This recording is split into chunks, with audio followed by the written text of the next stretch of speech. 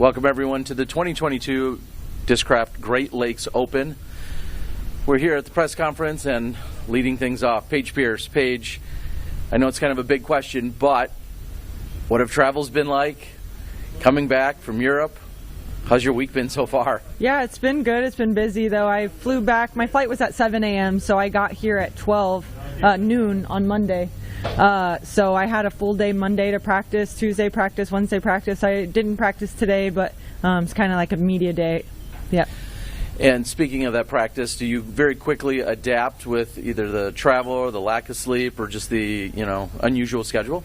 Yeah, I had a coffee right before I got off the planes at noon. So then I told myself I would go straight to the course. And while there was fewer people here, while I was, try to keep myself awake and try to exercise, after that long flight and get adjusted to the course and to the time zone and all that.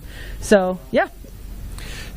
In addition to getting practice and getting here a little bit early, you also have a pretty big week, I'd assume, in terms of sponsorships, either obligations, additional things that are happening. What does your week look like? Is it a little crazier than normal, I guess is the question? Yeah, D-Glow week is usually pretty hectic, as well as like Ledgestone or GMC, but D-Glow I think is the busiest, just especially I have my social media team here, so we're making a couple videos, and then also like the documentary is releasing next week, so a lot of stuff like that, meetings and promotion, and I was on Fox Detroit this morning, so that was fun.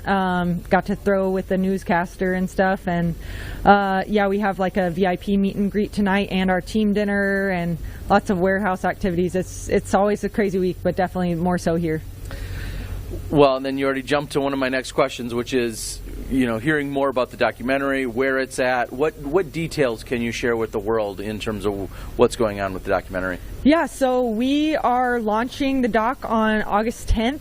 From the 5th to the 8th, we'll be selling tickets. So tickets go on sale on the 5th. It's like a limited screening, so if you want to watch the doc, you can buy a ticket on those 3 dates on Disc Golf Network or discgolfprotour.com, and it'll be on the Disc Golf Network, and we'll also be doing like a live Q&A, so more info, behind the scenes, whatever you want to know about, basically. All right. Well, getting back to some specifics for this event, last year it came really down to what felt like hole 17. Of course, you played 52 other holes prior to that, but hole 17 was really the difference. It felt as if Kristen Tatar made a solid putt for eagle. You weren't able to get the eagle. You made the birdie, and then she went on to win by 1.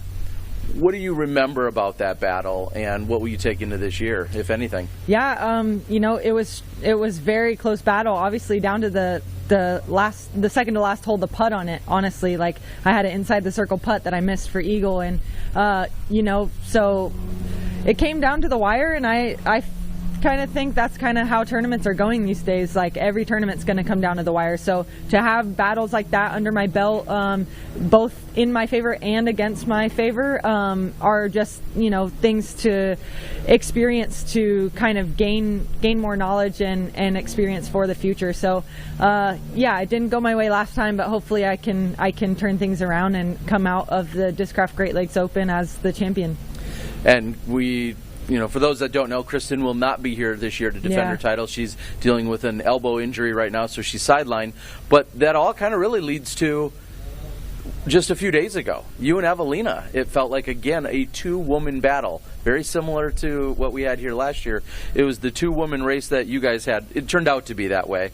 And just like last year and last weekend, you finished way out ahead of everyone else.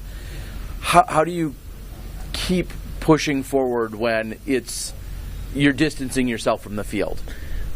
I think, match play thoughts come into frame, especially on final rounds. But like you think about McBeth and Eagles battle as well, and if they're not thinking about how each other are shooting, then they're not going to keep up with each other and stay that far ahead of the pack. So it's gonna kind of be like whoever's shooting the hottest on my card, just trying to keep the box on top of them, and trying to go stroke for stroke with that player, kind of like zone in and just play match play kind of with one competitor on your card, and then come final round you kind of know who you need to beat, and that mentality will carry over to that final round.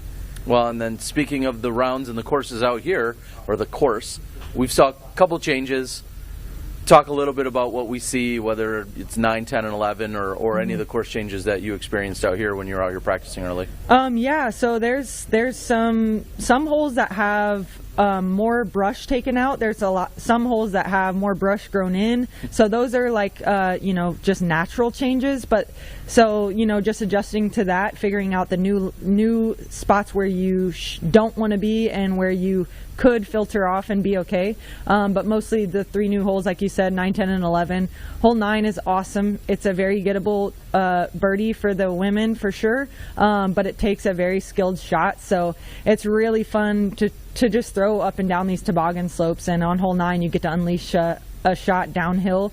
And then hole 10, I think, is the best change just as far as the improvement on the hole quality. It was kind of a tweener par 4 last year. And like it was too easy to get the 3, but it was really too hard to get the 2.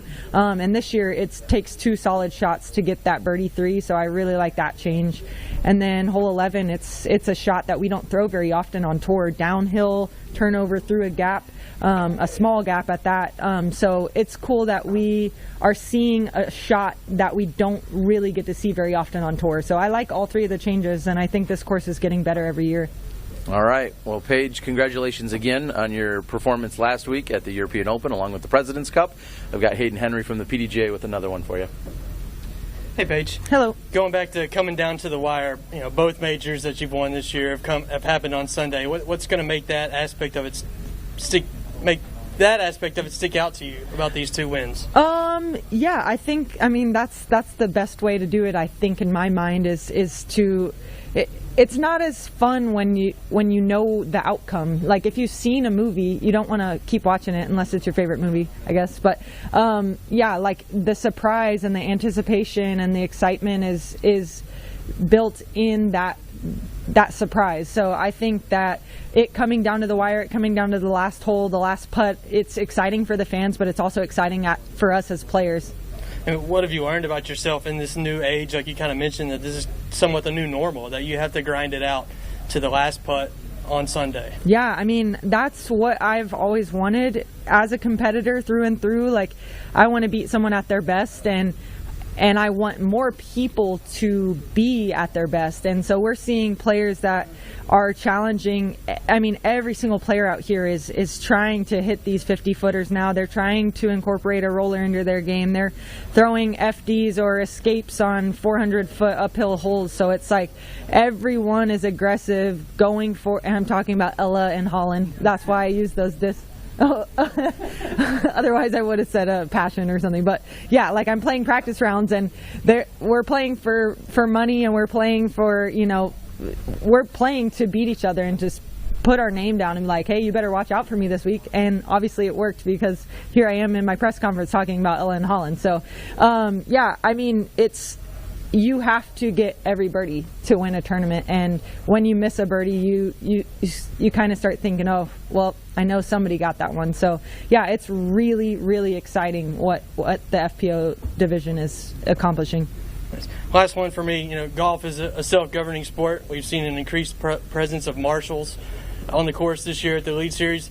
What do we need to do collectively as players, as tournament staff, as the PDGA, as the Disc Golf Pro Tour to enhance the rules enforcement out here on the course? That's a good question. I think that, like you said, it's self-governing for now. I think in the long run, I think that's the biggest and most professional change that we could make, is to get actual officials on every single card and move away from the self-officiating aspect of our game. But until then, I think we can do our part by just being honest and not playing favorites or picking on someone that is not your favorite, and actually calling every single rules violation that you see. I know for myself personally, I can admit that I don't call every foot fault that I see. I call every falling putt that I see, but foot faults are, it's a gray area, and not every time do you see it. Sometimes you're watching your own shot. So I think we can just do our part and actually call every single thing that we see, regardless of who it is or when it happens or if it affected the shot or not. All right, everyone, that's Paige Pierce. We wish you the best of luck. We'll be right back with Corey Ellis.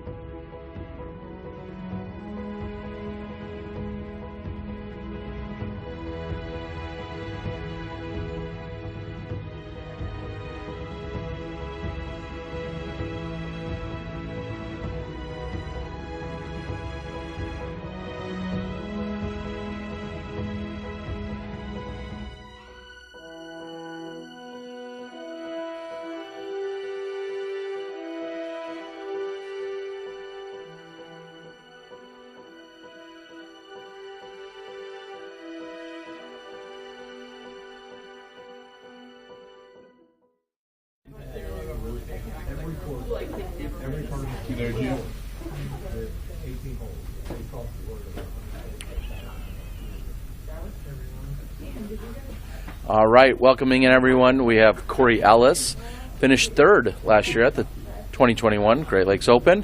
And speaking of third, you finished third last weekend at the Brent Hambrick, an A tier, where we saw a number of our top-rated players here in the States.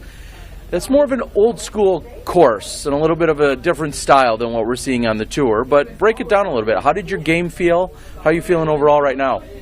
If I'm being completely honest, my sidearm felt a little off here and there. I think that contributed to some unfortunate OB strokes, just a little misreleases here and there. The course has changed a lot, actually. They made some good changes combining holes, probably since the last time you've seen any coverage or anything. It was really good change, and they've done a lot of work out there, and it was a lot of fun. It really was. Okay, I appreciate the correction, and maybe then the follow-up would be, is that the evolution of our sport that you're seeing? That, you know, when you're week in and week out, you're on the pro tour, you're used to 9, 10, 11,000 foot courses, and now are we seeing even some of our older legacy events and courses kind of step up so they challenge people like yourself appropriately? I really hope so. I think that's the only way to go, is just to keep moving forward, and unfortunately it is making it longer, but I think technical wooded golf doesn't need to go anywhere. You know, that's my favorite golf to play. And yeah, it's fun to bomb out here, you know, on some holes, but, you know, not every hole, you know. Yeah, and that was going to be one of my questions, talking about having long throws, long putts. You're clearly known for both of those. People love this course. It's not, well, maybe I'll ask you, what form of technical is it? That's the question I'm asking for. It's like distance, but placement at the same time. And I feel like we're moving towards that a lot more. Like later on in the year, after everything, is Lake Marshall, the Silver Series, and I feel like it's a lot like that, long placement shots. But yeah, I think it's a move in the right direction. And going back to last year in your performance here, you had a 55, a 56, and a 54, so you averaged 1054 golf, and at that time you were rated 1018. Talk about how your game has improved from last year to this year. I think, you know, rating is just a number, because it doesn't always reflect on, you know, I mean, if you look at even Eagle, who's 1050 rated, he averaged, what, 1080 almost for, you know, and he's not rated 1080. So it's just how you're feeling week in and week out, and becoming more consistent is the key. So for me, it's just been finding that consistency, and honestly, I think it's all just the mental aspect of the game. That's all it comes down to. I know I have the ability and the tools to execute all these shots. Is just that, executing. And I can appreciate that answer. And just even before the press conference, we were talking about what ratings do and don't really mean. But then I look at you being 1018 last year, you're 1029.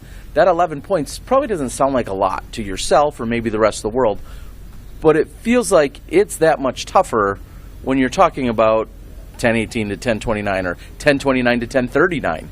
Those feel like massive jumps on the course, don't they?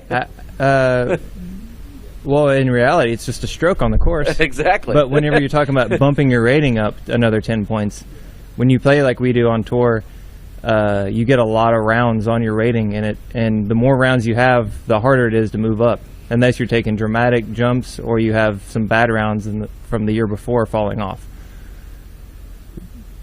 So, yeah. Okay.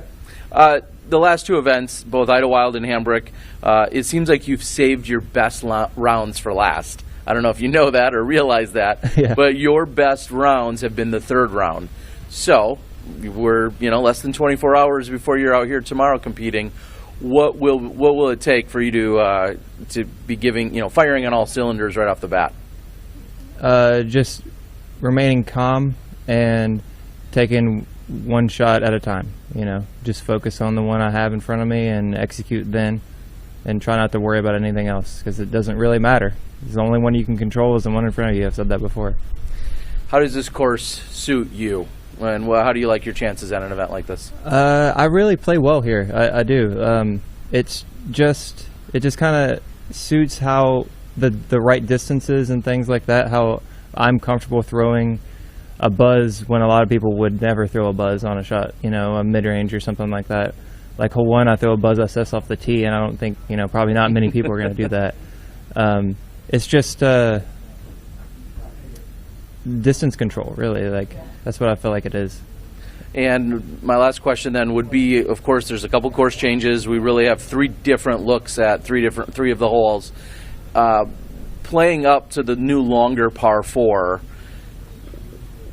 what's going to be your strategy there? And that's hole 9 now, or hole 10, I guess. The one up the hill. 10, yeah, up the hill through the tunnel, which now is a par 4, because that requires such a low power shot. Do you like your chances on that hole, and what are you going to be doing there? I do. There's actually a bushy tree on the left I'm aiming at, and throwing a force or a Zeus, depending on the wind, and just turning it over just in front of that. And as long as I don't, turn it too much, it'll just flex out and hopefully land in a good spot. It's a tough hole with that low ceiling and the uphill.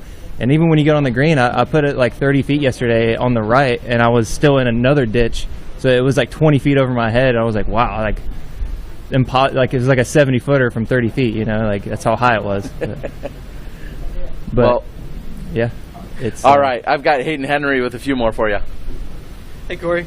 Talk about strategy just a little bit. What's the endurance strategy on a course like this? Up and down these hills long. What are you drinking? What are you eating out there? Always drink Pedialyte the night before, and just water on the course, maybe some body armor. But as far as endurance on the hills go, this is a lot like home for me. I'm from West Virginia. There's hills just like this. These are pretty steep still. Like even, I'm getting winded up and down these hills, but yeah, it's just coming from experience for me, just doing it my whole life on hills. So you've played a lot of golf for a long time, but it seems like this year you're branching out and have gone on the full-blown tour. How has that been? How have you enjoyed it? Seeing some new places this year and getting out there? It's been an absolute blast. Like I couldn't imagine doing anything else with my life, and it's just awesome to get to finally go to the West Coast and especially Portland. That was such an awesome trip. I got to stay with Tim Skellinger and his family, and it was just a great time the whole time I was there. But overall, I couldn't do it without the support from my fiance and my parents back home, and all the people from West Virginia just rooting me on, and all around the country. I appreciate every one of you all. Thank you. All right, everyone, that's Corey Ellis. We wish you the best of luck this weekend. Hoping to improve on that 3rd place finish from last year. We'll see you tomorrow. Thanks a lot. Thanks, Terry.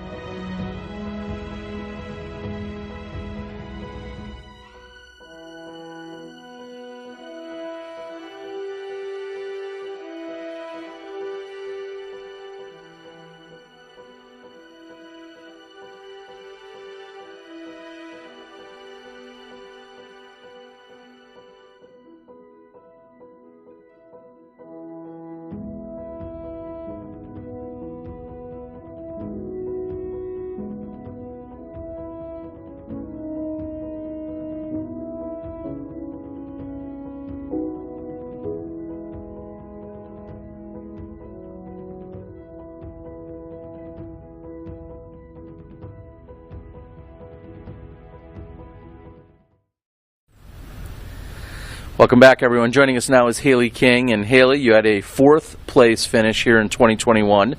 But we got to go a little bit more recent. And almost 3 weeks ago to the day, you had withdrawn yourself from the Idlewild event.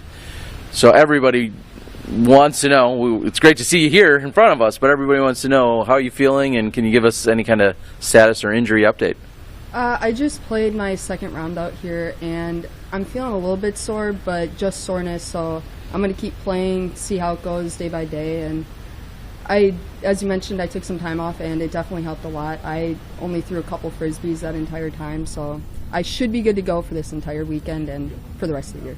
And then with that, can you maybe elaborate just a little on what you were experiencing 3 weeks ago and what exactly you're contending and dealing with right now? Yeah, so actually it started probably in Preserve. I just had like a little hamstring. It wasn't injured. I didn't pull anything or anything like that. It was just super sore, and it hurt every single time I threw. So I just felt like it was a smart move. Talked to my team. We decided it was a smart move to pull out of Idlewild and then just rest up as much as we can before Worlds. And you say day by day, is there anything that is an indicator to you in terms of, you said you're feeling a little bit of soreness right now. Is that a matter of you could wake up tomorrow morning and have too much soreness where you decide, again, you may have to withdraw? I think the soreness part is not going to bother me too much. That's more of a mental thing. But if I feel anything more than soreness, that's when I'll probably pull myself off the course. And then you somewhat maybe answered this, but that's regardless if it's a forehand or a backhand shot. Is that an accurate statement? Accurate, okay. Yeah. All right. So, of course, we are glad to see you, and we wish you the best this week. Last year, you finished 4th, and you were one of only 2 women that had a bogey-free round on this course. I don't know if you remember it, but it was round number 2. You shot 8 under. The only better score the entire weekend was Kristen's 9 under when she went on to win it and just get past Paige. So speak maybe to the difficulty when we talk about only 2 bogey-free rounds out of the entire division. I mean, on this course, that's extremely hard. It's a lot of the holes, I feel like there are some pars that cater towards us to where par is easy, but then a lot of the other holes, it's like par is extremely hard to get. So if you throw a bad tee shot or a bad up shot, you're more than likely going to get bogey with all this elevation out here. So throwing a bogey-free round is pretty incredible out here. And speaking of the rounds and what you're going to be, you've got 2 practice rounds in here. What do you think about the course changes? Any notes or something you'd want to share with the world that maybe they don't know because they'll see a few new holes? I love the new holes. I think it's awesome. It adds a new challenge. I don't know, I guess. Yeah, okay, I like the new holes, and I'm excited. Yeah. I guess I'll go to one of them specifically. We always talk about hole 8. Felt kind of like a plinko hole, where you're, the blind one where you're throwing downhill. You throw a big hyzer shot. Sometimes you're next to the pin. Sometimes you hit next to the pin and you roll 50 feet away. Yep. Sometimes you had an open putt. That's essentially all eliminated. So is it fair to say that it seems like a hole that you would like that change on? Yeah, I definitely like the change on that hole. I think now with a good shot is rewarded to where you will be inside the circle and you'll have a putt at the basket, where last year and the years before you could have what you thought was a perfect shot and still be 100 feet away from the bucket. So this course is also revered by many players as one of their favorites, if not their favorite. Where does it rank for you, and would you compare it to any other course? I don't know if I can really compare it to another course. I honestly haven't played too many golf courses, like outside of the tour, so there's not a lot of courses that are long like this and elevated like this.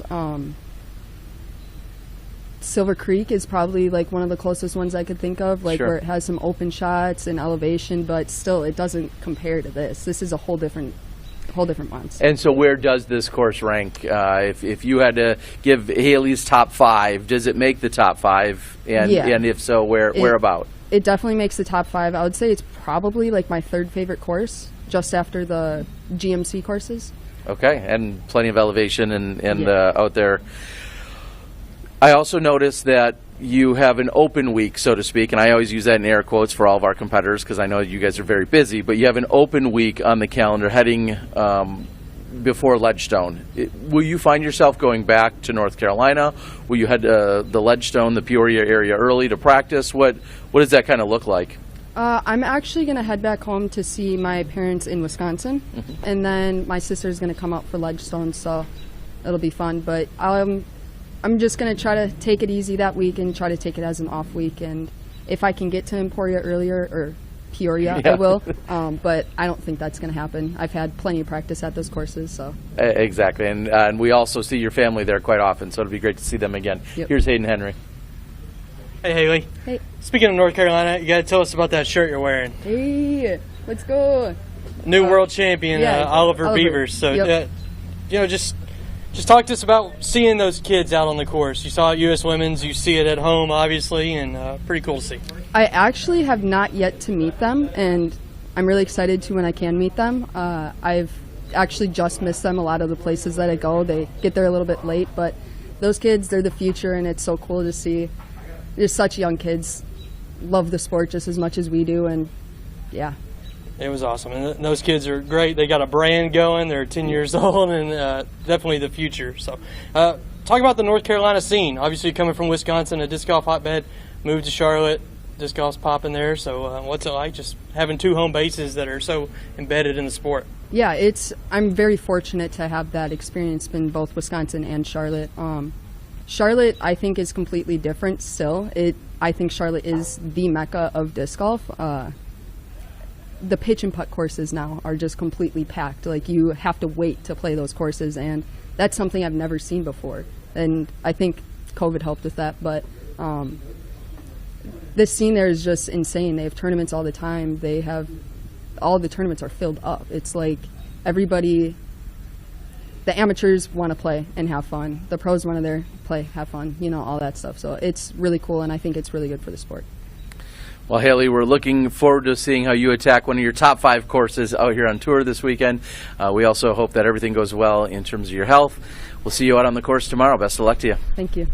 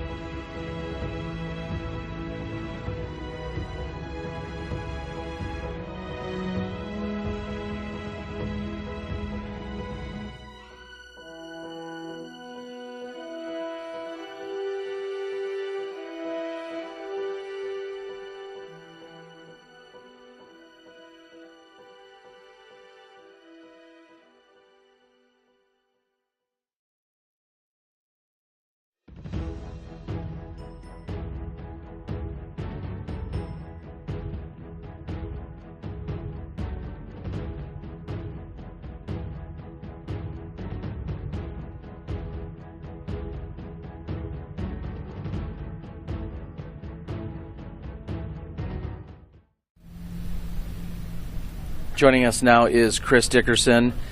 Chris, you didn't travel to Europe, but I also noticed you didn't play an event last weekend. Mm-hmm. So my question is, are you okay? Yeah. Okay. Yeah, I've just been hanging out here. And of course I say that jokingly only because we know what kind of road warrior and competitor that you are. Hanging out here, elaborate on that a little bit. We've been here since Friday, so almost a week. And what have been some of the things that either your obligations or your practice schedule, what's that been looking like? Playing this course at least once per day. I haven't played it twice per day, but I've came out and played a few extra holes after for what you could call a second round. So it seems as if you should be very dialed in, and give everyone a little insight to this course, if maybe this is their first time seeing it this year, or what goes through your mind when you're dissecting this course. There's a lot more elevation this year. It feels like the length that they've added plus the elevation that has been here in years past, it's going to take a lot of stamina. Yeah, as if there weren't enough hills on some of the adjustments, they make you walk higher up to the hole and higher up to the tee area, and there are some additional physical requirements there. What do you think of the course changes? I think they're good overall. What is it, hole 8, 9, 10? Mm-hmm. So, yeah, the highs are over the top. That was just kind of a poke and hope. I'm glad that's gone. The hole they replaced it with, I think there might be 5 to 10 birdies on it per round. I think the field size is around 100 for us. 5 to 10, maybe a few more. You can kind of get lucky through the right side. The par 4, though, might be my favorite hole in the course. Wow, that's interesting. So, and unfortunately for the world, they haven't seen it yet. They'll get it tomorrow. But they really took what used to be the old hole 9, cleared out the area behind it, and then pushed it at, what, another 200 feet up the hill? Yeah. With a low ceiling? And I really liked that par 3 because I felt like I had an advantage throwing a roller. And everybody just had to throw an air shot and hopefully got the anti-skip, maybe not. But yeah, I'm looking forward to playing the par 4. It's definitely going to be an interesting challenge, and I'll jump ahead in what I had for some notes, which is that I love to ask you about course design because you're usually pretty candid about it. So overall, we just heard Hailey King a few moments ago say it's for sure in her top 5, at least. Where does this course rate for you? Could be in my top 5. If it's not, it's just outside. Okay. So, and that's no influence by your sponsor, who's here. No, I think if it had influence, it would have to be in the top 5. But yeah, I mean, Nate Heinold, maybe that's why it's outside a little bit. That sounds fair. All right, so certainly a course that you love. I want to backtrack just a little bit. 2 weeks ago, you finished second at Idlewild, 4 behind Isaac Robinson, but 6 ahead of third. So it really felt like kind of that two-man race. How did you feel about that performance? And I guess I'll follow it up and say, was Isaac just uncatchable? Pretty close to it, yeah. I felt really good about how I played, and if I'm going to lose, that's how I would like to lose. If someone's playing better than me, that's great. But if it's my tournament to win and I lose it, I'm not going to feel very good about that. So I'm glad he played good. I'm glad I was able to play good and compete with him. I'm really happy for Isaac. Yeah, it was certainly a great battle. And then one of my final questions for you would be, last year you were consistent with rounds 1 and 3, but you had a hiccup in round number 2. I don't know if you remember it or not. It was only rated 10-10, and it was, I think, 5 or 6 strokes off of the other 2 rounds, which were identical. Was there anything, I see a smile on your face, is there anything that comes to mind about that round that you've taken from it, or? Yeah, bringing up some old memories. Sorry. One of the holes that they changed, it was the uphill turnover. I had a lost disc penalty that round. So, yeah, there were a handful of strokes that could have easily been capitalized on if, if I would have thrown just a little bit better of a shot. So fair to say it was an anomaly. It was kind of pinpointed to maybe 1 or 2 things, and certainly an anomaly, and probably Nate Heinold's fault. All right, here's Hayden Henry from the PDGA. Hey, Chris. Hey, how are you? Good. I noticed yesterday was a National Chicken Finger Day. Did you get pretty wild last night? I wouldn't say too wild, but I definitely had some chicken yesterday. We're asking the hard hitters today. Obviously a little lighter schedule this year. How has that adjusted your time, at home and your, quote, downtime? Has your practice routine changed? Are you focused on anything? Whooping Melton at pickleball? I mean, how's it changed? Practice routine really hasn't changed that much. I have whooped Zach quite a bit more at pickleball this year than last, just because we've been playing a little bit more. But yeah, practice routine, about the same. Is it a different mentality, like not being full-blown, going, all throughout the region, week in, week out? No, kind of the same mentality, just it allows me to rest a little bit more if I need it. Okay, is that showing up on the course, you think? Maybe a little bit.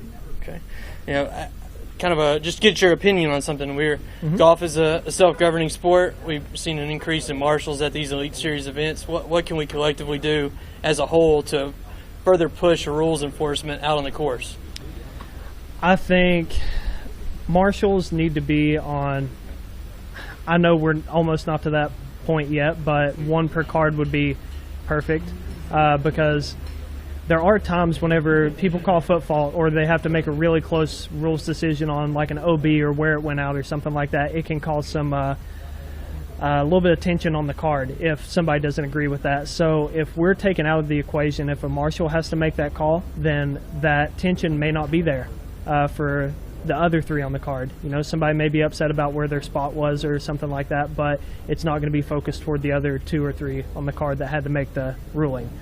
Do you think that's the biggest apprehension when it comes to making some of these calls? Is the tension that could carry on for up to 18 holes out there? It's a tough spot. I would say around half the time, yes, because let's say you're on hole 2 or hole 3, you've just started your round, and you come across a weird rules decision like that. Some players are like, well, I just don't want to deal with this for the rest of the round, so they're more likely to just like, not lay the hammer down, if that makes sense. All right, Chris, I think that's it for questions, but I think more of a demand. Okay. You need to go to Wing Snob. Wing Snob. Wing Snob. Okay. I was here. You and I were both here in the area for the AM Nationals a month or 2 ago. Mm-hmm. I made a visit. I like chicken as much as you do, and it is an absolute demand or command that you need to go check out Wing Snob. Okay, I will. I'll do that. That's all I've got for you. Everyone, that's Chris Dickerson. Best of luck to you tomorrow. I appreciate it.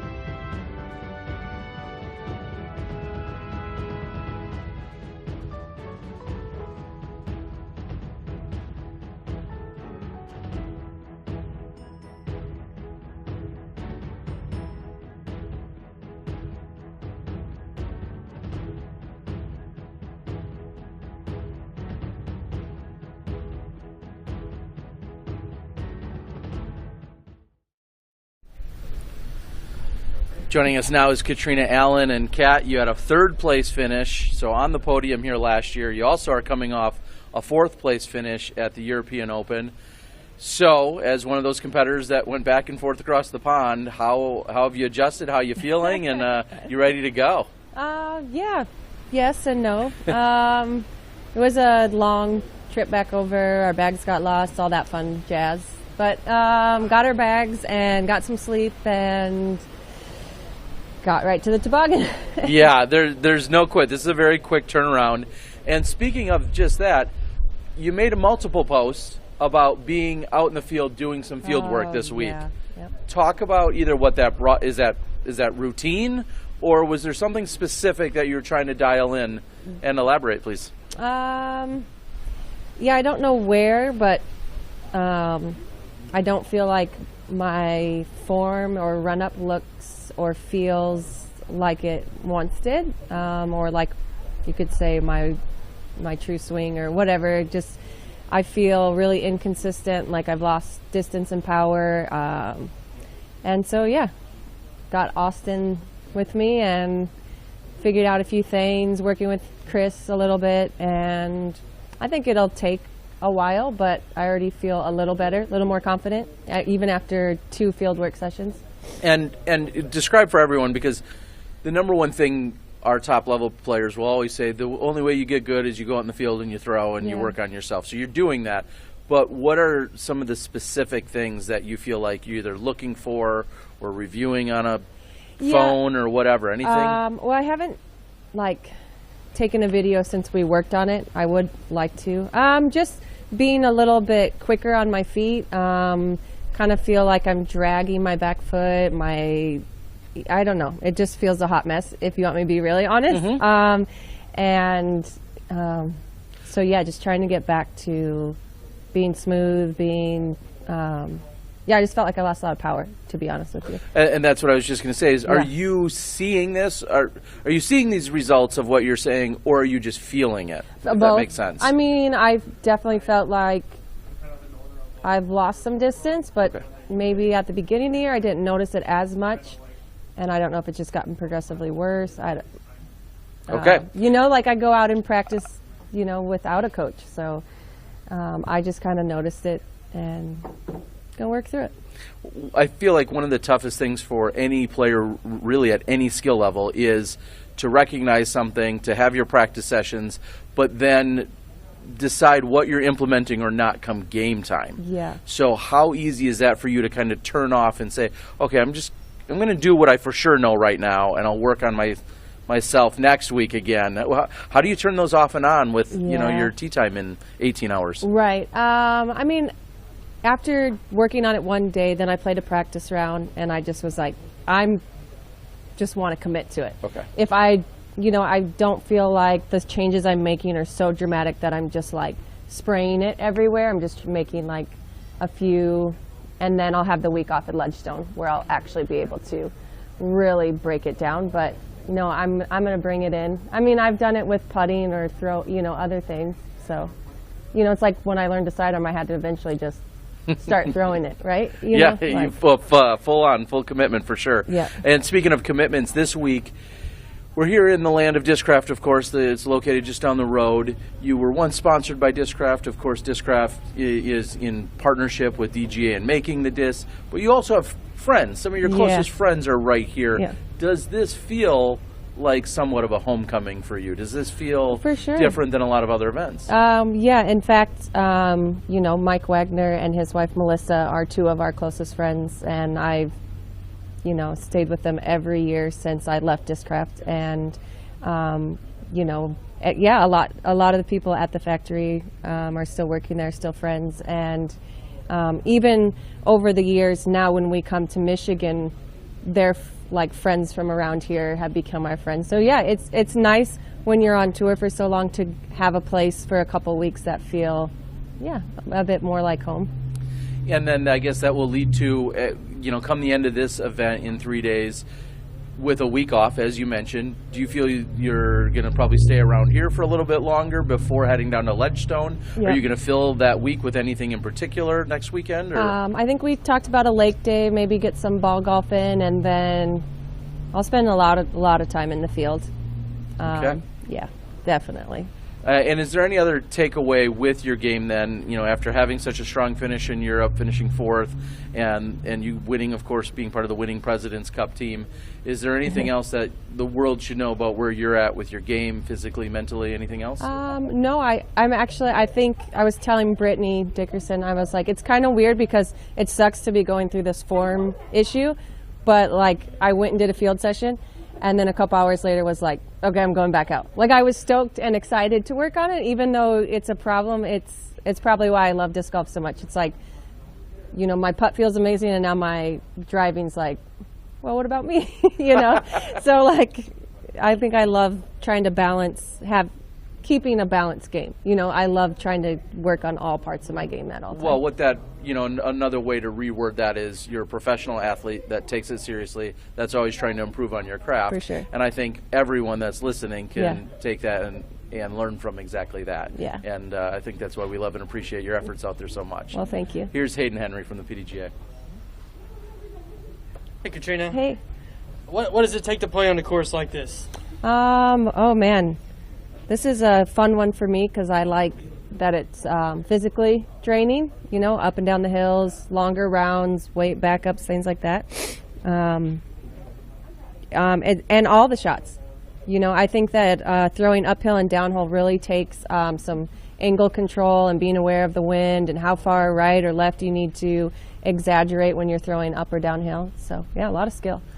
How are you feeling right now just overall? I know you just came back from Europe, Yeah. but it's been a crazy long season, and really just, I guess at the end of this we'll be pushing for Worlds would be next. So what's the temperature like right now at this 3/4 halfway whatever mark we're at right now? Like I just told Terry, I think as sucky as it is for my, you know, timing and losing distance and power, I'm kind of excited to work on it. It'll give me something to focus on, something to, you know, improve on. Well, everyone, that is a very driven and dedicated Catrina Allen, which is scary for the rest of the field. We wish you the best of luck this weekend. Thank you. And we'll be right back in a few moments with Paul McBeth. Okay. Oh.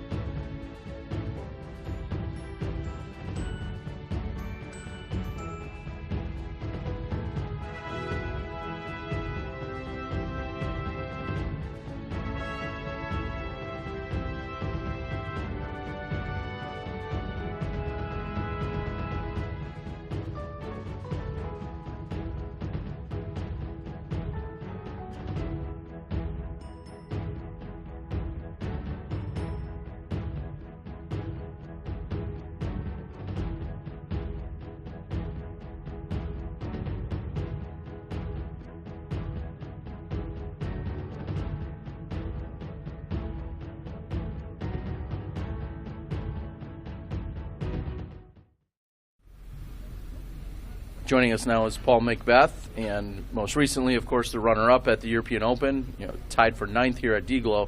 I'll get to more of that in a moment, but I want to start with any of our competitors that traveled over to the European Open and then are on their way back. Clearly, there's some adjustments. How are you feeling? Are you 100%? What was travel like? All that kind of stuff. Yeah, travel was fairly smooth. Coming straight from Helsinki over here. Just had one layover in Chicago, then Detroit. It was funny having an airplane full of so many disc golfers. So it was a pretty easy flight though, everything. But like you said, I'm tired. The adjustment's not too hard because you know the sun goes down at a normal time here, so you can kind of know when it's time to go to bed. But yeah, going from that course coming here to the toboggan, this course is long. Yeah, not only as long or longer than the European Open course at the Beast, but certainly far more elevation. Mm-hmm. And I guess I'd have to think about it. There might be one flat shot on this entire course, and I don't know if which one even- you're talking about. yeah, the closest thing would be, I guess, 16 maybe, and that's not even still flat. At least it's downhill. But you, like a lot of our other superstars, have other obligations, though. So not only are you dealing with travel, jet lag, all of that other stuff, here we are at the home of Discraft. What are your obligations like for this week, and how much of a distraction are they? I wouldn't say they're a distraction at all. I mean, they definitely do take energy. Like Tuesday, I think I was passed out by 6:30, coming out here practicing and then just doing some other stuff. Luckily, I don't have a whole lot scheduled the first couple days. Actually, today's a pretty busy day. Practice this morning, doing the press conference, and here shortly I have to get ready for the Paul McBeth Foundation charity event, and then tournament starts tomorrow, and then signing I think on Saturday, team dinner later tonight. So it's pretty jam packed, but it's not like, it's more energy level than physical level. So as far as play wise, should be there. Well, let's talk. Last week, just literally 4 days ago, really, you came off that great battle. Of course, you came up a little bit short with Eagle McMahon, but now you've, I'm sure, processed it, including a very long plane ride and everything else. Where are you at mentally with how close and how great of a battle that was last week? Where are you at with it now?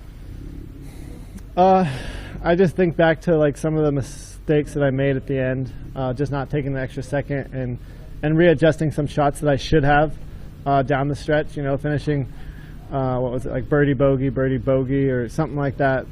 Something in that order. Those bogeys definitely could have been avoided with just a small switch to my game. Especially after hole 12 and the slip that I had on the second shot. There's some adjustments I should have made just knowing that I wasn't controlling the disc, not how I should have the remainder. And stepping up to 15, I should have just laid up after he went out of bounds, taken the par, tied it up, and then went from there. Same thing with 17.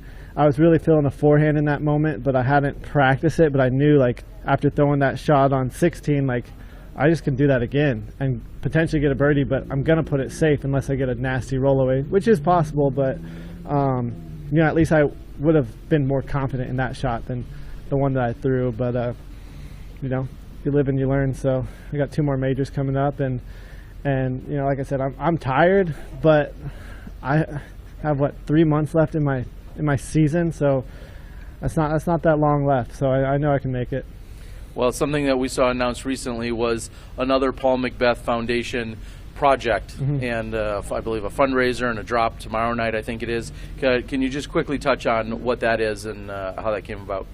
Yeah, the Kenya project. That was actually, with the money that we raised, we were able to do another project in Africa. We already had the Ghana project going, and then if we were able to hit a certain mark, someone was going to match it, and they matched it, and we were able to do another project out there in Kenya while the team will be out there, or in Africa while the team will be out there. So yeah, I mean, I'm sure some people, if you haven't seen the pictures yet, go check out the foundation, but it's just pretty much what you picture, the gorgeous trees, flat. I will say it looks flat, but yeah, some really cool looking trees out there, and I'm sure they're going to design some really fun course and get that course going. And I know this winter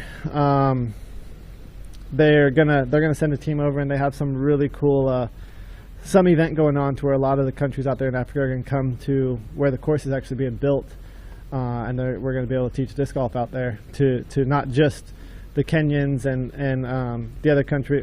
I don't know exactly where it's at, but we're going to be able to teach people from all over Africa disc golf and introduce it. Yeah. Continuing to spread the love and the growth of the sport. Coming off of an event like the major, especially one that was so closely contested, how do you dig deep to come back to an Elite Series event? Where here at this course, you just said the length, the fatigue. How do you dig deep to get up and get ready for every single round, and knowing that you obviously want to take this one down? Yeah, I think I kind of touched on it while we were in Europe. It's like nobody's really taken this year and been like, this is my year. So it's still up for grabs for so many players. And, And like I just mentioned, there's only 3 months left in the tour season. That's not many tournaments. So if you could just get hot at the second half of the year, like, the season's yours. You're going to be player of the year. You're going to have the most wins. You're going to have the most top finishes, because it seems like there's so many people so tight right now that there isn't a clear, this is the player of the year so far. So, and we still have on the MPO side 2 majors left. 2 big majors left. The key 2 that have gone on since pretty much majors started. So, yeah, so I mean, there's so much to look forward to. No matter how tired we are, it's like this is when you got to put it together. Yeah, and someone that's a veteran like yourself, excited to see you rise to the occasion. Last year, and this is the last question from me, is you finished tied for 9th here, which was in a way a compliment that was one of your worst finishes. But you tied for 9th here. Is there any thoughts about this course and this event? Following that you've had a perfect round out here, following that this is, in Discraft's backyard. Is there anything you can attribute that to? I don't fully understand that question, but I know the course isn't really the same as what it was when I did shoot 18 under. I mean, there's so many changes. I don't know if 18 is possible out here on this layout and what they've done with it. They've lengthened it so much. They've made some really good holes. I think they have like 4 or 5 completely new holes, and probably even more since when I shot 18 under. And then, it's completely different. And then, I mean, like you said, with it being Discraft's, baby, it's their course. They're right down the street from here, and they put in so much work. We have tee pads. We have concrete tee pads, which is awesome, and they're really good this year. I think they fixed them from last year, and but yeah, I mean, 9th place, not what I want out here. I want to win. This is Discraft's flagship tournament, as well as the next one. Is another big Discraft event. But yeah, I mean, I just barely missed out last week or a couple days ago, so I still hunting for a win here. All right. Well, I do appreciate you taking my non-question and putting it into a coherent thought. You've always been a pro in that manner, and I appreciate that. Here's Hayden Henry from the PDGA. Hey, Paul. Tell us a story about your caddy at the European Open, and did he tell you to go for the green on that crazy scramble? Oh, yeah. So Jonas, hole 4. So yeah, the day before that, I was over there off my tee shot, and I had to throw an up shot, and I had a little putter line, and I hit he's like, there's a gap there. I kind of saw the gap there, and I threw my putter up there. I don't remember if it was for par or birdie, but then yeah, I was way back on the rainy day, and he said, just go for it. There is a window there. You're gonna throw the shot. You're gonna convert the shot. I know you can. Just do it. And I was like, all right, all right, here we go. And as soon as I let it go, I was like, just stay up, because it was the exact line I wanted. I just needed to stay up above the bushes, and it did. And as soon as it did that, I was like, all right, that's where he told me to throw it, and that's what I hit. And it was 15 feet from the basket. So yeah, he did tell me to go that way. And yeah, I mean, it's easy when you don't have to think about the shot and you just have to do it. Pretty special relationship with him? Yeah, I mean, yeah, he's definitely helped me and talked me into a lot of shots out there on that course. And he caddies for me in practice too, so we kind of learn it together, see what's working, see what's not, where I'm struggling. And he's got a better memory than I do, so I'll tell him, like, on certain holes, like, hey, this is one that I have trouble. I keep throwing it into the ground. Tell me to just throw the disc out straight and just make sure I do this. So he'll tell me before I step up to the shot, like, whatever I told him in practice or whatever we need to work on together. So he will remind me of those things on certain holes. So he has the better mental notes than I do out there. Shifting gears a little bit, we've had an increased Marshall presence on the course this year at the Elite Series, and it's still a self-governing game, golf at its core. Disc golf, regular golf. How important is it getting past the possible tension that could arise from you having to make a call on your card mate earlier in the round to enforce the rules of the game? It is great having marshals out there for questions and stuff like that. And there's been times we'll go with the 30-second mark where, you want to focus on you playing. You don't want to have to worry about what your other card mates are doing. So if you can have a marshal and you could be like, hey, this person's taking a little bit long, can you clock them? Because you want to focus on the shot that you have in front of you. So if you can have them clock them instead of you having to pull your phone out, because not everyone's wearing a watch, but not many people are, to do that, it makes it a lot easier in that process to where if they show you, hey, they went over, you can call it, or they can call it immediately.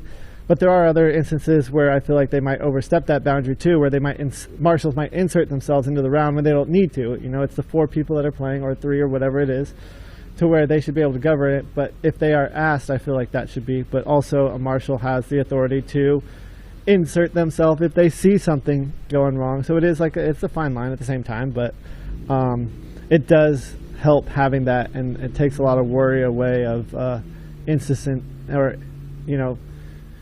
just certain things arising in a card, or tensions rising and things like that. Marshal could step in and cool some situations if needed. And you also have that presence of someone who is a little bit higher than a player that can actually do something disciplinary, a little bit further than what the card could do. It's a lot of resources to have 18 marshals on every card or every hole, Sure. or whatever. So what is something that we can collectively do as players, as tournament staff, as the Pro Tour, as the PDGA, to improve this process? Well, I mean, I'm just going to go off the Nico incident that we just saw happen at the European Open. It's like, if something like that does happen, we're going to find out what really happens if someone oversteps that line of intimidating someone, or something happening on the card that's more so than just, hey, I called you on 32nd, you got mad at me. If you're going to do something about it, if we see some kind of suspension over just a DQ, it might have cooler heads in the future, because no one wants to be suspended, for some extended time, especially if this is their career.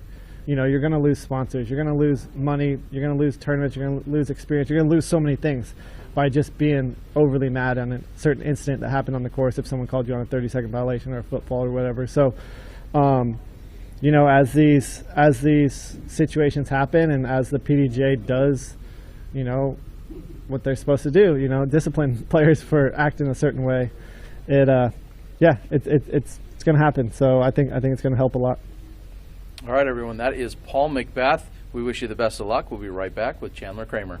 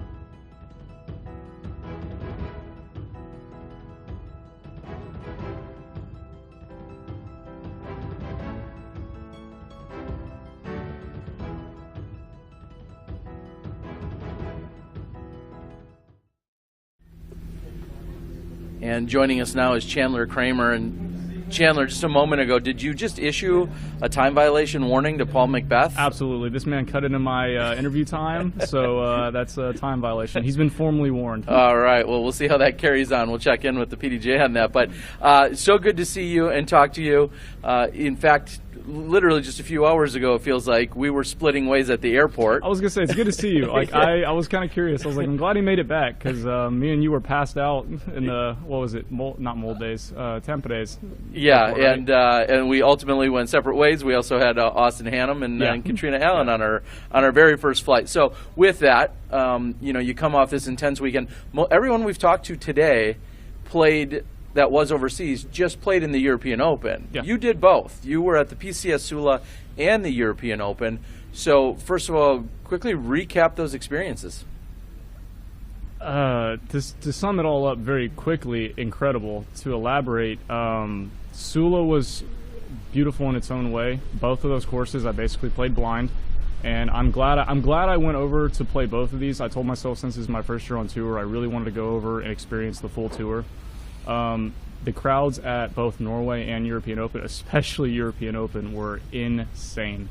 I told Kevin on hole 16 on the last round, when we're going up to our drives, I kind of glanced over at the basket and I go, "Hey Kev, look at the crowd." And he goes, "No." He goes, "I don't want to." He goes, "I'm a little bit nervous right now." And I was like, "Okay, fair." Yeah, it was. That was incredible to see. And oh yeah. So first of all, congratulations on your solid performances there. Continuing to thrust you into the spotlight that we're in here talking to you, but a lot of people may not necessarily know a lot about you yet. So let's get again, unfortunately it's not a podcast, so we'll get the abridged version, but okay. PDGA 1392228. Yeah, that's a lot of numbers. You're rated 1017, and you've just been playing since 2020. Yeah. So what can you fill in for a few of the gaps there, being such a new player? Okay, so I guess a little bit of a brief history about me. Sure. So I played a lot of sports growing up. I can't remember a time where I wasn't. I started out in soccer, then transferred over and played baseball for many, many years. I played tennis also for many, many years.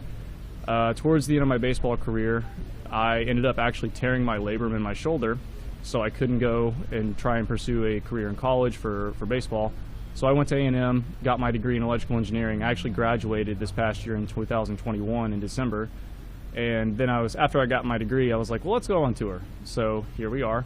But I also tore my labrum again in September of 2021 last year. So I'm coming off it's been almost a year since I re-tore my labrum.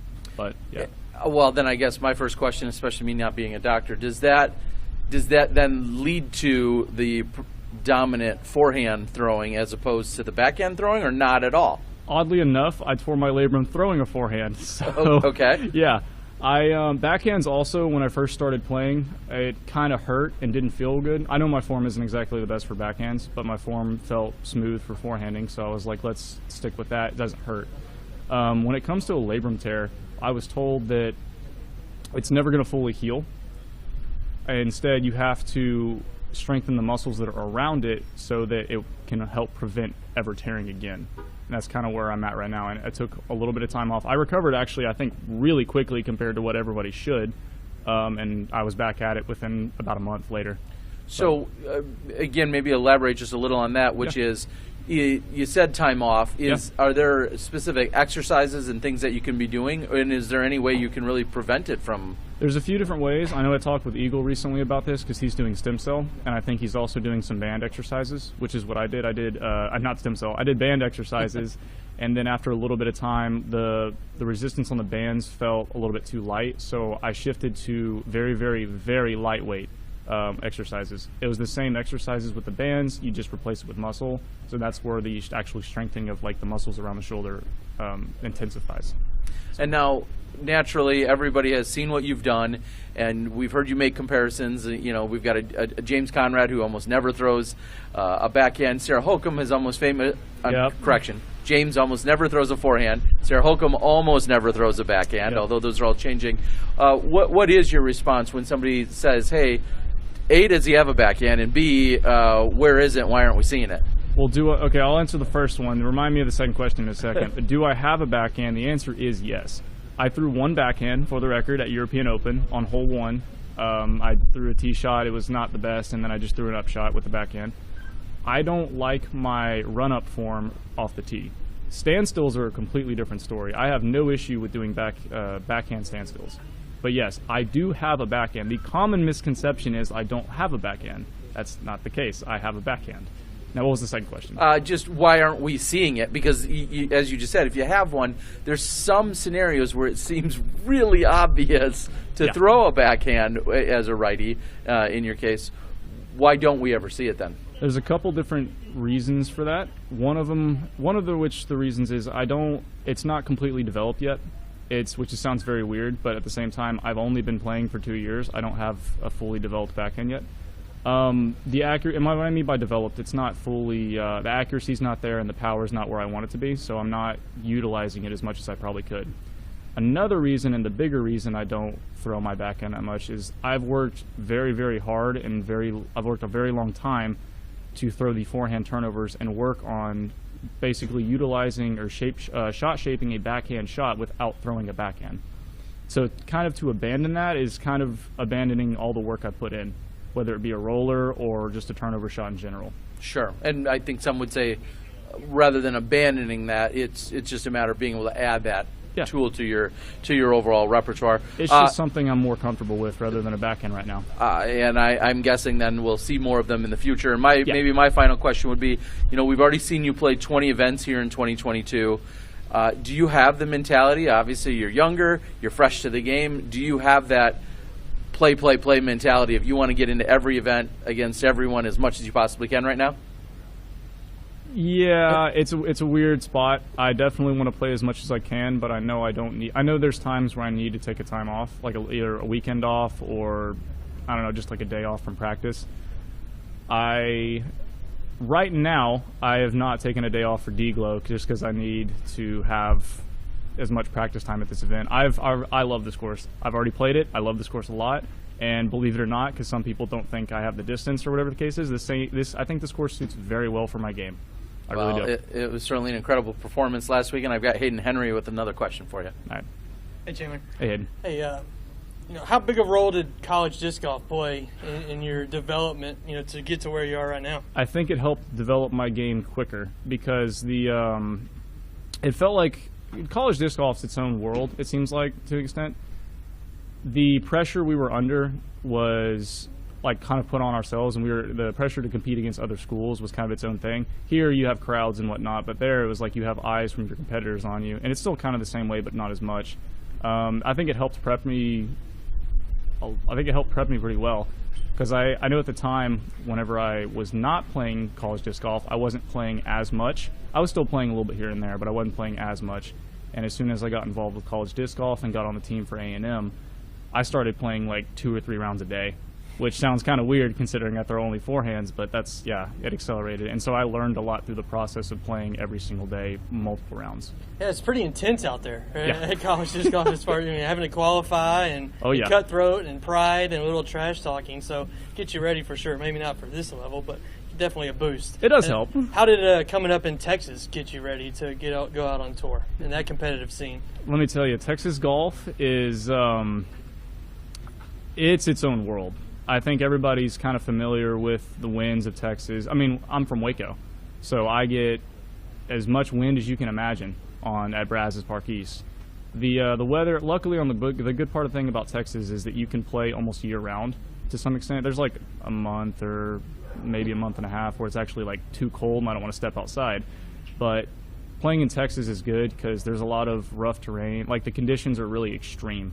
So I feel like if I can play in that kind of weather, I can pretty much play in the weather around tour, which for this year, besides like the actual rain and whatnot, as far as the temperature goes, it's been pretty mild. So. All right. Well, everyone, that's Chandler Kramer. We're going to continue to hear more about him. I'm sure we're going to see him on some feature and lead cards here soon. Nice work over there overseas, and we wish you the best of luck this weekend. We'll be right back, everyone.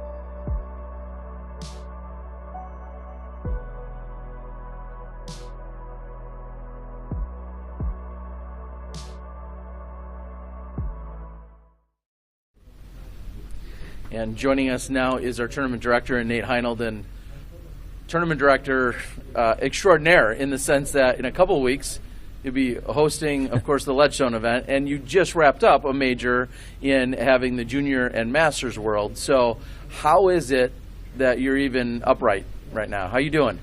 I'm not sure what day it is, but we're good. I have a great team, and the team here in Michigan, I didn't have to worry about coming here and saying these courses aren't ready because they did a good job getting them ready. Let's speak to that. That's obviously a major topic of conversation. Not only have we heard about how everyone's loving the newer tee pads, but also a couple of hole changes. How do those come about? Is that your direct influence? Is that a committee? What does that look like? Yeah, we, Bob and I and Mike Wagner, with kind of, Jim Kinner's kind of blessing, we looked at some stats and said this middle stretch doesn't have a lot of scoring separation. Some of the holes were 75, 76% pars, and we wanted to introduce not just harder, but more scoring separation. So even the par 4 uphill number 10, it may not play harder to par than the previous iteration of that hole, but it will provide more scoring separation. 14, we extended the tee back 100 feet for the MPO because the bottom line was they were all throwing as hard as they could and just kind of having a buzz kind of rock chip up the hill, and we wanted to bring more variation into that hole. So really the goal was to just have some more scoring separation, not just making it harder. Yeah, and I think about hole number 10 as a great example of what you're saying. We're going to see more bogeys for sure out there. It felt like it was either kind of a birdie, maybe possibly a birdie, or maybe a par. But now with that new pin, we're going to for sure see more bogeys come into play. Hence that separation. So on a very personal level, as a guy who's been out here for the last few years, I'm ready for something new on 18 for the FPO division. I'm officially going to put in my request there. We see a lot of pars there, just because it's one of those awkward distances. We would love to do something there. That one is hard because it's on the toboggan sledding hill, and there's no good spot to put another tee. And then the basket, there's not a great spot for a second pin, so it's the highest thing on our list for next year. We'll put something in the woods for a tee and make it more of an Anheuser, or we'll put a shorter basket there. Yeah, get it done. I totally get it.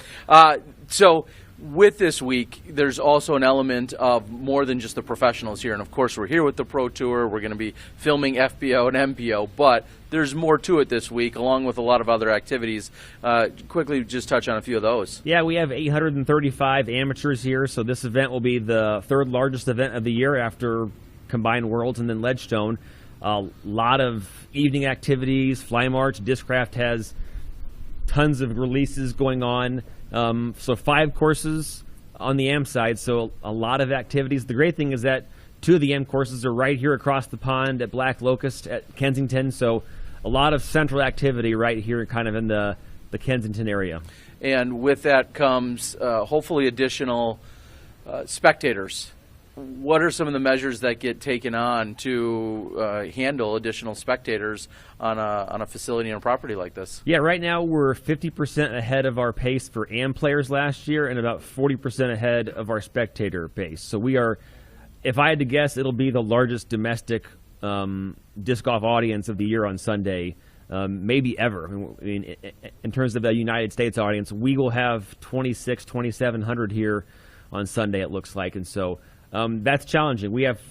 We're building extra parking lots as we speak to sustain that amount of spectators, and we don't want to turn people away, but we may have to be honest. So we're very excited for that.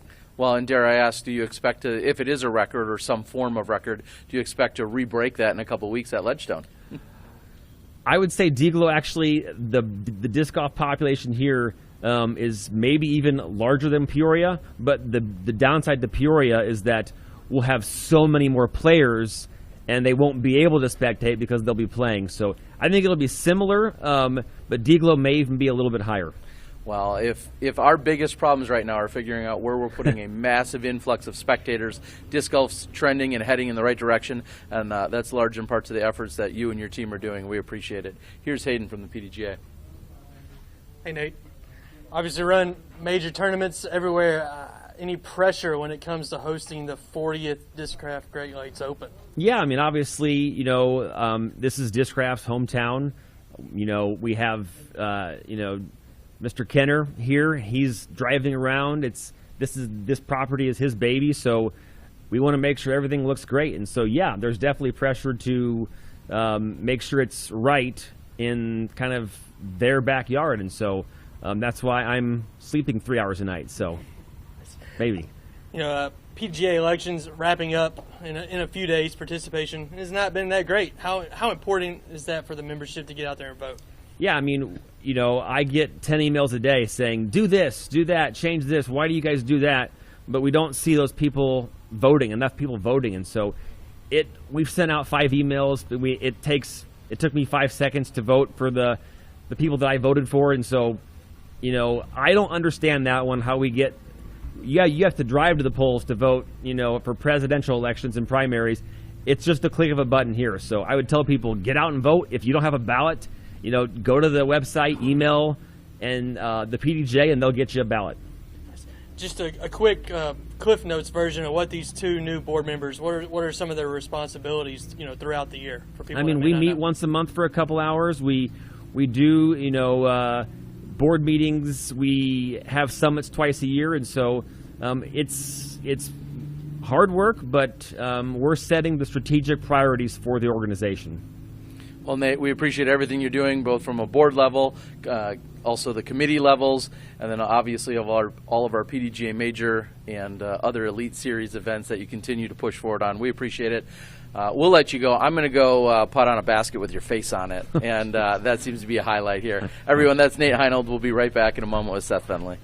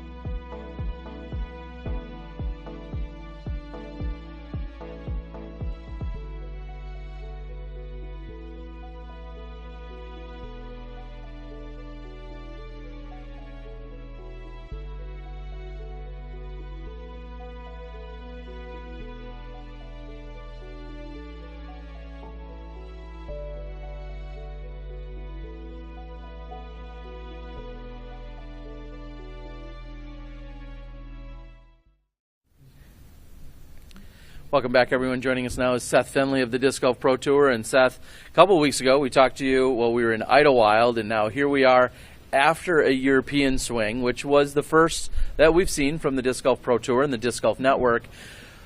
You were here as part of this incredible crew holding things down in the U.S., but I'm sure that entailed a ton of additional work. What's been going on the last couple of weeks? Yeah, so we left Idlewild. We had 2 weeks, what people would say off, right? But the tour never stops, and so we did have. Luckily, our guys, our other employees that are usually on the road, they were able to take a few days off, and really because we're in the middle of the season in the Midwest, they were actually able to get back to their houses pretty easy, which was great for them. They've been out on the road really grinding all season. And so they were able to get some days off, but then it was straight back up here, right? So one of the things, and I've talked about it before, but that a lot of people don't see is that the tour itself is always a week ahead. And so, we, just because last week was the European Open, we stopped setting up the course so that we could watch the last 5 holes on live coverage, right? Because we were out here on the toboggan getting things set up, but also, it was coming down to the wire, so we had to tune into Disc Golf Network and watch. Well, good thing you got a subscription, and you could watch the incredible battles on both MPO and FPO fields. Now, from a Disc Golf Network, Disc Golf Pro Tour perspective, what were some of the meetings or the takeaways once these crazy 2 weeks completed? give either a grade or maybe a success rate. How does everyone feel things went? Well, so the ratings were great. The ratings in as far as people watching, not player ratings. We keep up with that too, but more so Disc Golf Network ratings were great, and we're really excited to see what it's like to watch disc golf from across the pond. I think for people who were here, right, I know one of the comments that Nate Doss had was, hey, I'm sitting in Bend, Oregon, and I'm actually commentating on a live stream that's happening in Europe. Like, this is a really cool thing. And, internally, we recognize that not a whole lot of people do live broadcasting the way that we do it. And so it was a really big learning experience. And not just in how we produce the show, but also just the logistics of traveling to Europe and back. I think that people have seen the news, right? Like, getting bags is somehow a thing that is very difficult, and that really played into this trip. But on the outside here, people didn't really see that, right? We were able to pull it off, and so for that we consider it a success, and we keep learning to know what we need to do next year to make it better. Yeah, and would it be fair to say that some of our now U.S. viewership understands a little bit of the dilemmas that our European viewership normally goes through? The other 30 weeks out of the year when we're live is sometimes that awkward time zone or that goofy timing makes for an additional challenge in viewing it live, right? Yeah. Oh, I was here in Michigan when the European Open started, and so 2 o'clock in the morning, I get my notification that the Disc Golf Network is live, and I just so happened to be rolling over, when it happened. And so I watched for about 20 minutes, and I was like, there's no way, I just finished setting up the course here. There's no way I can stay up for the rest of the time to watch this whole broadcast. But, people in Europe, they're doing it, and we appreciate it. We love our viewership, regardless of where it's coming from. And yeah, I think it is. It's a unique opportunity, but I think, a few weekends out of the year is a whole lot less than, as you said, what our European friends are dealing with when they're trying to watch the whole tour.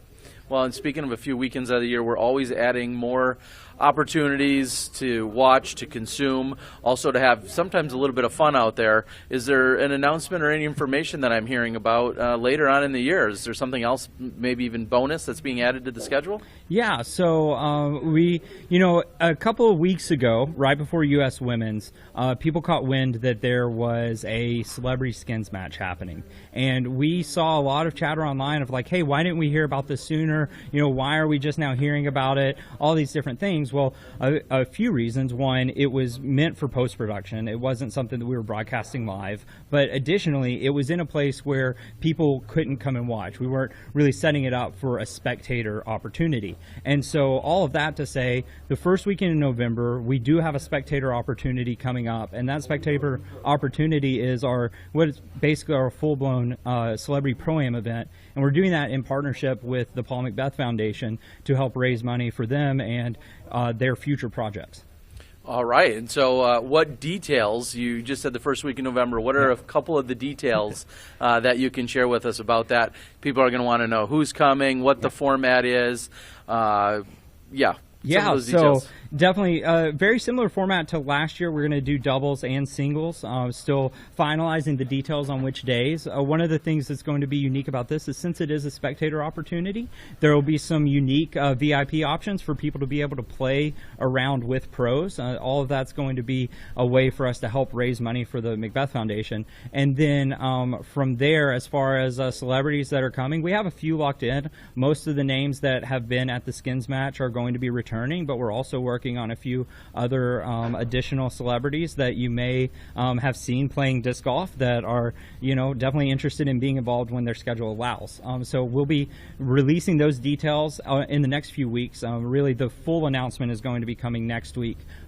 This is definitely just a teaser. I like to try to get some exclusive stuff out there when I can. But the biggest thing to know is that it's happening at a resort that will be named soon in Orlando, so you can start getting your gears going there as to where that might be. But a big end-of-the-year celebration. All right, so an end-of-year celebration at a resort in Orlando, Florida. in the beginning of November. I mean, I'm not writing my own invitation right now, but that sounds like a lot of fun. Here's Hayden Henry. He's got a question for you. Hey, Seth. Been asking all the players this same question about rules enforcement. Where's the Pro Tour and PGA working together? Where does this go moving forward? Yeah, so one of our goals for this season was to really increase the visibility of marshals on the course, right? And so when we started working with the PDGA on planning this season, it was a part of the partnership that sort of developed into how this season's opportunities would look, where we have a core staff from the PDGA coming out and being marshals at all of the Elite Series events. Obviously, that was something the PDGA was already doing at majors, but bringing that to the Elite Series events to help elevate it. And it's something I think Chris Dickerson said earlier. Ideally, we would have someone on every card. Obviously, the resources aren't there yet, but I can definitely say that having, the 2 to 3 that we have at every event on top of our tournament staff, on top of the Pro Tour staff, is definitely helping get us in the right direction. And just a personal question for you, going back to 2017 when you first started with the Pro Tour to where you are right now, I mean, can you put these 5 years into words? Oh, into words. Yeah, just for you personally. Yeah. It's been a wild ride. I think a lot of people. We have a lot of new people in the sport who don't even know necessarily what the tour was like pre-pandemic, and even at the recapitalization of the tour, we end up with a lot of growth and change that came with that, and so. It's a lot of a night and day difference from what we saw in 2017 and 2018 and even 2019 to where we are now in 2022. I mean, Terry's right here. He can tell you what it was like. I've shared many a hotel room with him. Patrick, who's a marshal out here, him and I literally spent a night in the truck together because that's where we could stay. We could not find a hotel room, and that was on our way here to this event in 2018. So we've come a long ways. I now am in my own truck that the Pro Tour has provided to me with an RV, so it's a little bit, of an upgrade, but we're getting there. Loving the flex. There we have it. That is Seth Fendley, everyone. Thanks for the info, the teasers, the updates. Looking forward to another great weekend. We appreciate all your efforts. We'll be back in just a few moments with Kyle Klein. Awesome.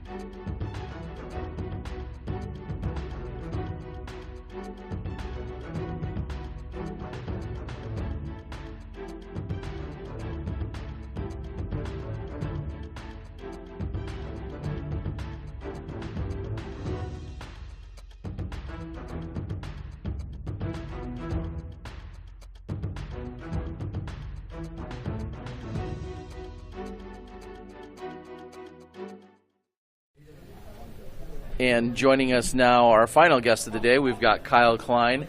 Kyle, a runner-up in 2021 to Eagle McMahon, fellow teammate. And one of the funnier takeaways, maybe not for you, but one of the funnier takeaways was Eagle talking about how he couldn't get beat by a guy wearing his jersey. You then later have gone on and gotten your own jersey from your sponsor in Discmania. But what do you remember about that battle last year against Eagle McMahon? I pretty much remember everything, just going wire to wire, putt for putt until 17, where he finally got that one stroke back that he needed to take the win. So, yeah, all I remember is just me not being too happy with missing that putt. But, Yeah, a great battle nonetheless. And speaking of 17, both you and Eagle throughout the weekend had incredible highlight shots from 17, or maybe not highlight, I guess you could, depending on how you wanted to look at them. High. Great recovery shots. Yeah. What do you remember about both of those shots? Kind of explain to the world what I might be talking about. Oh, yeah. This was like a week or two after the new prototype C-Line DD3s were coming out, and I'm pretty sure that's what he was throwing off the tee as well as me. But the entire round I just kept flipping it over, and I said I'm going to put it as much hyzer as I can. If it still flips over, I don't know what I'm going to do. So I threw it, flipped over, but I like caught some high branches on the other side of the road and like kind of skipped and rolled and trickled onto the gravel but off the road. So I don't know how the OB line wasn't up there, but I guess we both somehow did the same thing and ended up right against the guardrail. And you both made incredible recovery shots. Yeah. I think that's maybe the crazy part is you both found a way to make up for it. So you averaged, I think it was like 1061 golf in 2021. Normally that, might put you on the top, but what is it about this course? What is it about the challenges out here that create the battles that we have? I think, from what I can tell, I'm not going to say lack of out of bounds because there still is, but more so the natural OB, where people who are better at keeping it in the middle of the fairway and playing clean are going to be towards the top, whereas if you're not as clean, you're going to be off in the rough and finding out of bounds. And it's not so much, I guess, I'm not going to say distance isn't an issue, because this year distance proves to be is going to prove to be a huge factor. Yeah, because the course got just even longer. Exactly, and then you're playing in your home state, of course, representing Michigan in that way.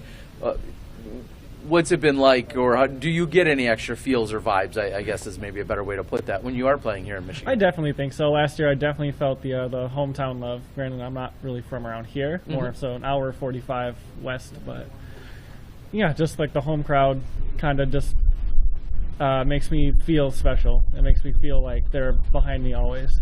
Well, and then to follow that up, the last 3 events you've played in now consecutively, all 3 events, 3rd place. And that's quite the improvement from where we saw you kind of in the start and the middle of the year. Yeah. So here you are trending in the right direction. What is it going to take to jump ahead and even improve on that 3rd place finish you've been doing? I think it's going to take my putting just to be locked in, because that's what it seems to be getting towards, is like 40 feet and in is you got to be locked in pretty much all week to be in contention. So as long as that's going, I should have a shot. And this is quite a random one that I pulled from a moment ago. This weekend you have the opportunity to potentially get over $100,000 in PDGA earnings. You're sitting at $96,000. So if you have a good weekend, you should be pushing into $100,000. And you first accepted cash from the Next Gen event in the end of 2019. So what I'm saying here is you're looking at the last 2 or 3 years really to potentially earn over $100,000. That's just in earnings on the course. What does that say about disc golf? I think it's growing at an exponential rate, and it's just really cool to see with sponsors and payouts. It's just cool. It's going to be awesome to see where it goes in the next 5 years. Yeah. Maybe my final question. I know you were busy taking 3rd last week and competing, but what did you consume of any of the international events, whether it was Sula or whether it was the European Open? Were you paying attention via UDisc? Was it something you woke up for and looked at UDisc, or were you logged in? What were you doing to consume it? Pretty much. I'm not going to say I had a regimen of waking up at the same time, but pretty much I'm waking up around 9, 10 o'clock every day, and I wake up and the men are already halfway through their rounds. So it's just I get to wake up and be like, let's just get on my phone and just check what's going on. I don't have to wait until 4 o'clock. And what was that like? Did you? It was cool because I kept. Shout out to Chandler Kramer. I kept seeing his name up in the top 5, and it was just awesome to see a new player go overseas the first time and just crush it. So that was awesome to watch. Fair to say we're going to see you traveling internationally from here on out? Yes. Yeah, the world needs you there. All right, everyone, that is Kyle Klein. He finished runner-up last year. He's looking to improve on that this year. And we're going to actually wrap up all of our 2022 Discraft Great Lakes Open press conference. We invite you guys to join us tomorrow morning. We're going to have live action with the FPOs kicking off and, of course, the MPO in the afternoon. I'm Terry Miller, the Disc Golf Guy, along with Hayden Henry from the PDGA. We'll see you guys tomorrow. All right.